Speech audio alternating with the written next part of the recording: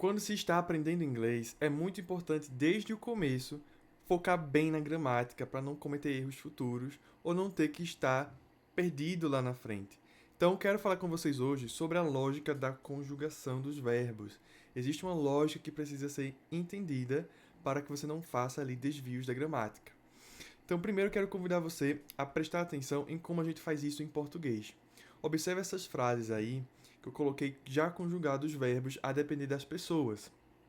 Veja que o final de cada verbo vai mudando a depender dessas pessoas. Por exemplo, eu caminho todo dia. Tu caminhas todo dia. Veja que o verbo vai sendo alterado no finalzinho a depender de quem eu estou falando. Logo, se eu falo só assim para você, caminhamos todo dia. Quem é que caminha todo dia nessa frase? Somos nós. Só por utilizar a palavra, o verbo conjugado ali, caminhamos, o final, mos, me dá essa ideia de que somos nós. Do mesmo jeito que se eu falo, caminham todo dia, você já sabe que vai ser eles ou elas, por causa desse final.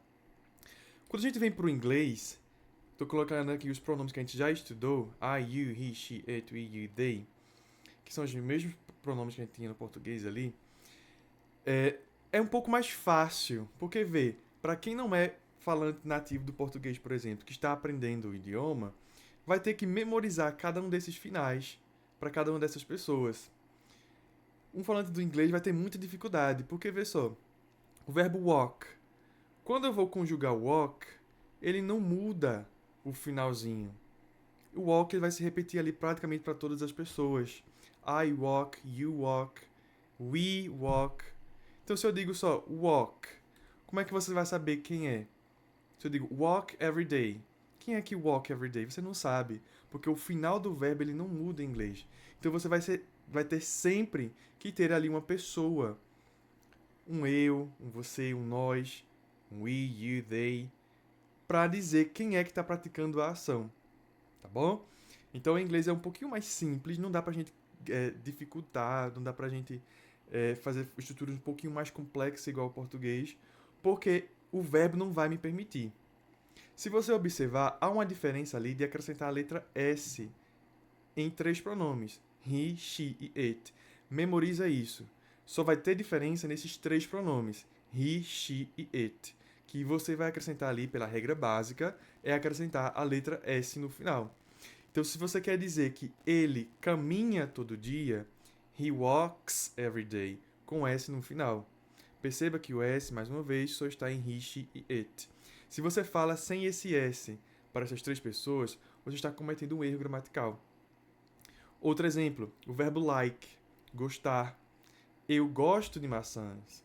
I like apple. Nós gostamos de maçã. We like apple. Agora, se eu for falar que ela gosta de maçã, she likes apple, com S no final.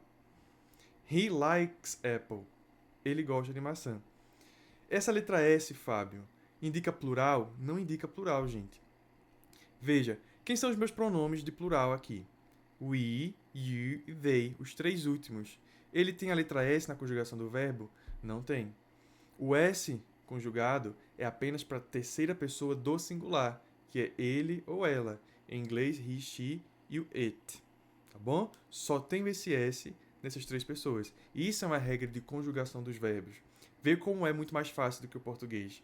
O verbo vai praticamente se repetir, a diferença é acrescentar um S em três pessoas. Ó, rapidinho você aprende. Porém, tem alguns detalhes. Nem sempre vai ser acrescentar a letra S apenas. Quando o verbo termina na letra O, por exemplo, to go, nessas três pessoas você acrescenta ES. Então, eu vou para a escola. I go to school. Mas se for ela quem vai para a escola, she goes to school, tá? A pronúncia desse ES que eu acrescento vai ficar goes, como se fosse um S mesmo. Goes, mas a escrita tem ES, porque termina em O. Se o verbo termina em O, você acrescenta ES. Mais uma vez, só vai mudar nas três pessoas. Porém, há outras regras. Além do O, se também terminar em CH, SS, SH ou X, eu também vou acrescentar ES. Mas vê só, aqui eu tenho uma explicação para dar. Esses sons, eles chiam. Ch, s, sh, ks. Se eles chiam, se eu for acrescentar apenas um S depois, eu vou ter uma repetição de sons que chiam. Vê, watch. Se eu fosse acrescentar um S, seria watches. Veja só como fica estranho de se falar. Então, para evitar essa cacofonia, eu acrescento um ES, que fica muito mais fácil de falar, fica muito mais suave. Watches. Concorda? Watches. Então, I watch YouTube videos, you watch YouTube videos. Mas, he watches YouTube videos, she watches YouTube videos, it watches YouTube videos. We watch, you watch, they watch. Captou? Regra básica, acrescenta S, mas se termina em O ou em sons que chiam, ch, s, sh, ks, eu acrescento ES. Trazer mais exemplos que chiam. Por exemplo, o verbo wash, que é lavar. I wash the dishes. Eu lavo os pratos, né, a louça. Agora, se for ela ou ele, washes, eu acrescento ES. Porque seria estranho falar washes. He washes the dishes. Tá? Então, para evitar isso, eu acrescento ES. He washes the dishes. She washes the dishes. Outro exemplo, fix, que é o verbo consertar. Fix, x, x, termina nesse som que chia. Então, eu acrescento ES. Fixes. I fix the TV. Eu conserto a televisão. You fix the TV. Você conserta a televisão. Mas, he fixes the TV. She fixes the TV. It fixes the TV. Eu acrescento ES nessas três pessoas. Não esqueça disso. E eu tenho mais uma regra.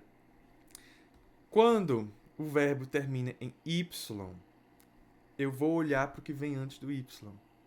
Claro, você não vai na fala corrida, você não vai ficar parando para pensar. O que é que vem antes do Y? É uma vogal, como em play? Ou é uma consoante, como em cry? Você não vai parar para fazer isso. Isso vai ser natural à medida que você vai lendo muito, que você vai falando muito, que você vai interagindo muito, tá? Mas eu estou explicando a gramática para que você não erre, para que você compreenda e você sabe o que você está fazendo. Então, como em play, antes eu tenho uma vogal, antes do Y eu tenho uma vogal, S normal, a regra básica. I play, you play, he plays, she plays, it plays. We play, you play, they play, tá? Regra básica. Porém, quando eu tenho uma consoante antes do Y, que muitas das vezes vai ser a letra R, eu vou trocar o Y por I, tá? Que isso aqui você só vai perceber na escrita, na fala, não tem como perceber que eu troquei um Y por I. E vai acrescentar ES. Então, cry vira cries. Cries. She cries. He cries. You cry. Tá? Então, tem essa também do Y. Vogal ou não antes. Se for uma vogal antes, S normal. Se for uma consoante, você vai trocar o Y por I e acrescentar ES. Se fosse o verbo try, tentar, TRY, você teria uma consoante antes do Y. Então, eu iria trocar o Y por I e acrescentar ES na terceira pessoa. Tá? Ficou claro? Então, veja. Não necessariamente, eu apenas vou ter esse S quando eu tenho o pronome em si. Por quê? Como a gente já estudou lá no vídeo sobre pronomes pessoais, a gente viu que uma função do pronome é substituir ali o sujeito da frase. Vê só.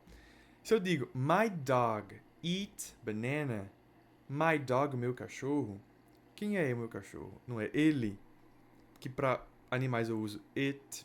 Então, eu tenho subentendido aqui nessa frase que my dog é it, é ele. Meu cachorro é uma terceira pessoa do singular. Então, o verbo, eu vou ter que acrescentar o S.